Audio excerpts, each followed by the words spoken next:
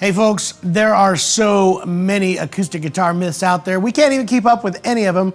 And besides that, we just work for the Humidipack cabal in order to sell you lots of accessories. That's why we met up with some of the biggest authorities in the guitar industry at the NAMM show. Let's go bust some myths.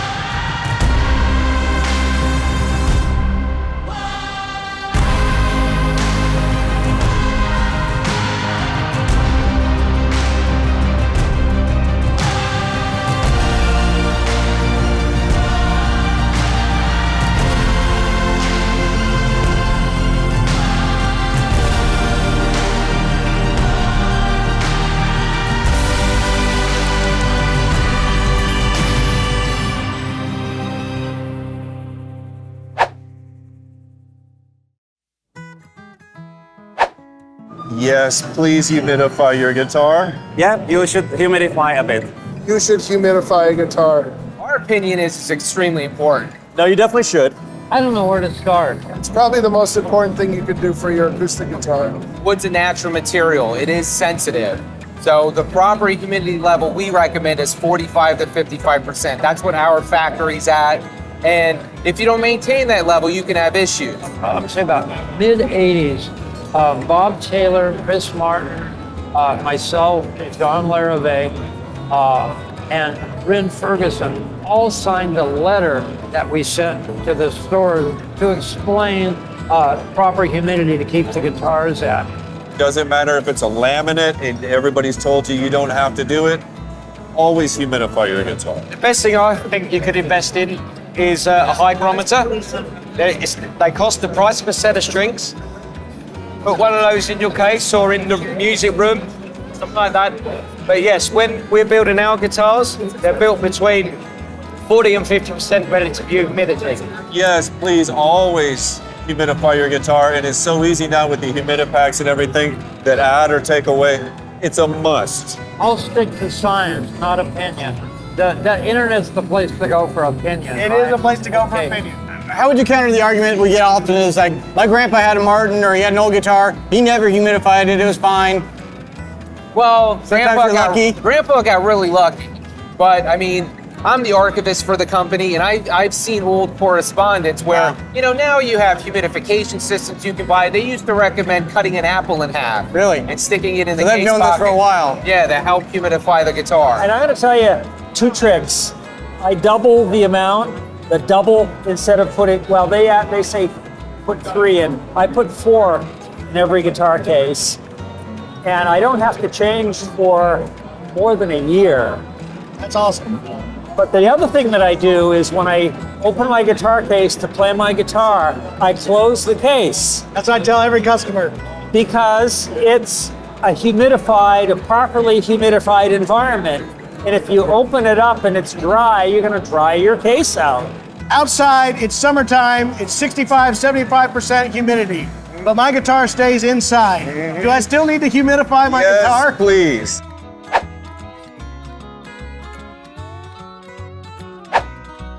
Yeah. Yes, the more you play them, the more they'll open up. Yes, they absolutely break in. I would say yes, they do sound different over time. Yeah, they do, yeah. Oh, I think so. I do think there's some merit to it for sure. They change rapidly in the first couple months of their life, for sure. Even sometimes we'll string one up, go to lunch, and come back, and it's changed quite a bit. So they sound different from the day they were strung up to the day after to the week after to 20 years after. So if you call it breaking in, I just call it it will sound different. When the geometry slightly changes, everything just makes it sound different. Go and play it in a different room. The guitar's gonna sound different. And the wood becomes more resonant and progressive. 10 years, 50 years, 200 years. It's a huge reason why old violins are so desirable for their sonority and their resonance. Do you think there's any credence to some of the devices, or a lot of old timers will put it in front of a speaker and just let it run? Yeah, And it's vibrating. Yeah, any kind of vibration going through the wood is going to help. I mean, obviously, playing it is the best thing that you can do, but I know those devices out there that you can just sit on the top, or like you said, sit in front of a speaker. I mean, anything like that will help to a certain degree, but you know, just picking up and playing is the best thing to do. Expose it to just a speaker with playing certain frequencies. And if you feel that the guitar is vibrating, then, and if you expose the guitars to that frequency maybe for 5 days, 10 days, you can feel the difference on the guitar. You know, a guitar starts off as 40 some odd pieces of wood. And, you know, wood moves around and has its own identity. You glue them together, and originally, when they're first glued together and loaded up under string tension, they still want to react like 40 different pieces of wood, right? No doubt in my mind.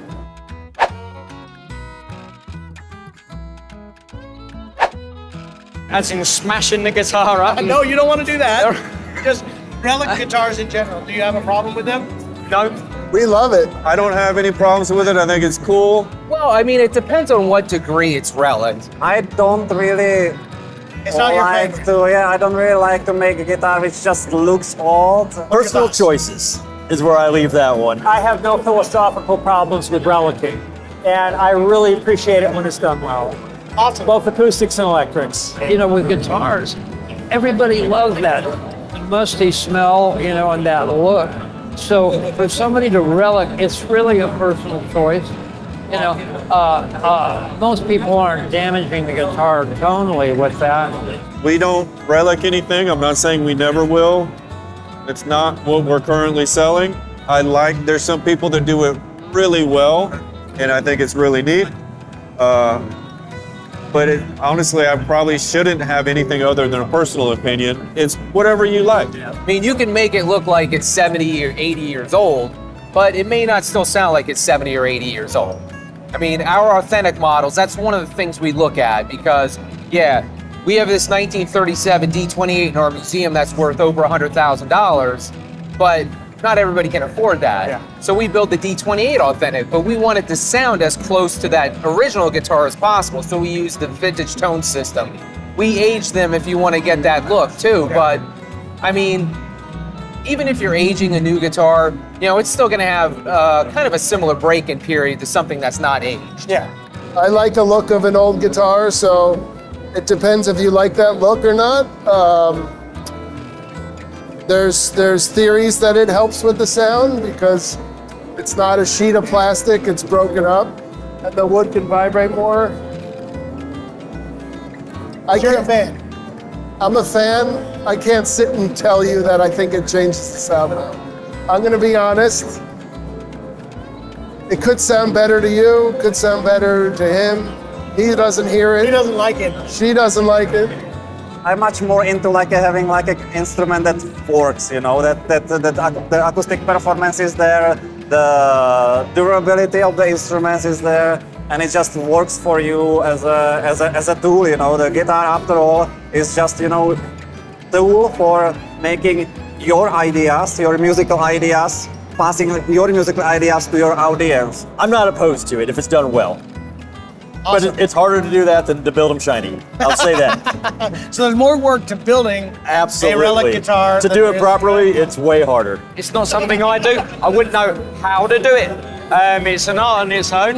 Yes. I don't mind. It's a cool thing. I have no judgment on it.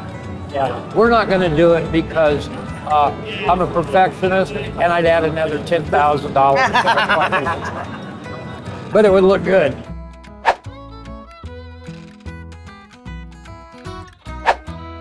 Sustainability is one of the key initiatives for our company. It's tricky for me because it sounds like a marketing pitch, but we're really interested in sustainability. Yes, I think you do need to be responsible. It's a passion of mine to go after the old woods because they sound better, they look better, and you know, I'm not going and cutting down more trees to make guitars. It's probably no secret that a lot of these woods are in short supply and then going away.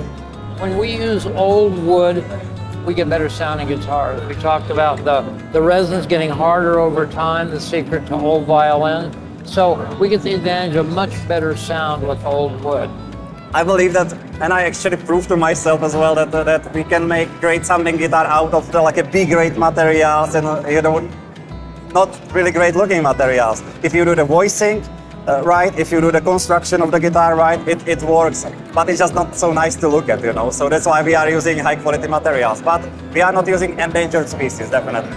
Whether it's guitar building or even the way we operate our factory or distribution center with LED, motion sensing lighting, solar panels that run all the electricity. So, I mean, it's definitely at the heart of what we do. We're experimenting with pecan. We have some locally sourced pecan from golf courses.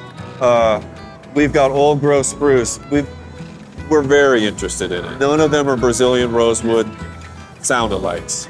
So it takes effort to make a good guitar out of some of this stuff, but there's some really great wood out there that isn't being used yet, and I wouldn't have thought that were true 2 or 3 years ago. I thought we tried everything. Back in the day, Martin used 4 woods: Adirondack spruce, mahogany, Brazilian rosewood, and ebony. And 3 of them aren't local. So, again, you just have to be careful of your supply chain. Pretty soon we'll be harvesting our own Adirondack spruce, which grows in our backyard. The music industry is probably, compared to furniture, for example, we're actually using a lot less, but you still need to be mindful of it. Well, aside from Iris, I own and operate Allied Luthiery, which is a tone wood dealer and guitar part supplier. I'd say 90% of the wood that we source has already been cut down and in people's collections for 20, 30 years. So I'm doing my best efforts to only buy wood that's already been cut and milled, so I don't have to go to the certain countries and cut down more trees. So this picture on our booth here is about 6 miles from our shop. So I grew up with a real reverence for the redwoods and trees, and I've lived long enough to see that they're in danger of extinction. Ebony's hard to get and getting harder to get. So like torrefied rock maple, I've just met a guy this week, I'm always looking towards that. Something that's more sustainable than ebony, just as hard. Will the industry support that? I think it's gonna have no choice at some point. So I'm kind of, at this point, we're still building very traditionally, but obviously not poaching woods that don't have the proper paperwork and all that, but it's something to be concerned about.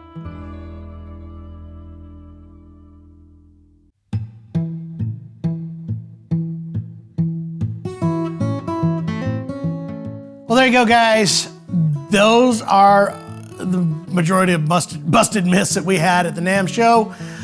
If you guys are interested in that, we also talked a lot about sustainability. We have a sustainability mission here at the Acoustic Shoppe. It is called our Shop Sustainable initiative. You guys can check out more information on it. In fact, we got a video. If you click this link somewhere in here, you'll be able to check that out. It is a whole bunch of really good information and everything that we can do to kind of make a better sourced guitar for you guys. Anything we can do to help these manufacturers do so, we definitely want to be part of. So check that out, and I hope you had fun busting some myths. I did. It was a good time. Dun, dun, dun, dun, dun, dun, dun, dun, dun, dun, dun, dun, dun, dun, dun, dun. Good?